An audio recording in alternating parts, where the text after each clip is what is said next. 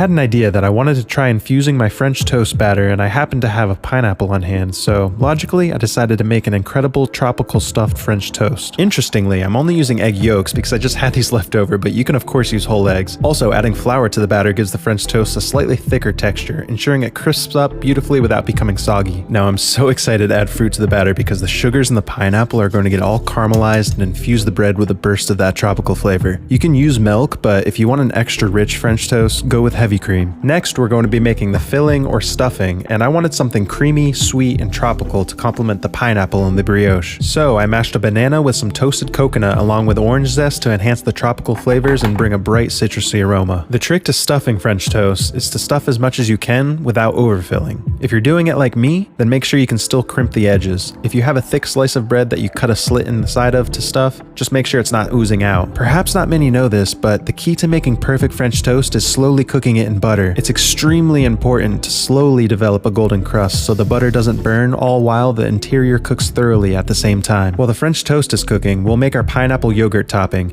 You can also do this ahead of time, but this is going to be such a bright, refreshing yogurt to balance with the rich French toast. Be sure to get a golden crust on every part of the French toast. Patience is key here to avoid burning the butter. For another topping, I dried out some pineapple in the oven until it was crunchy and also crushed some pecans that I toasted. You can also add more toasted coconut on top. What's your favorite kind of French toast? Let me know in the comments. And if you enjoyed this video, please like and subscribe for more. Also check out the video that's popping up right now. I think you might like it.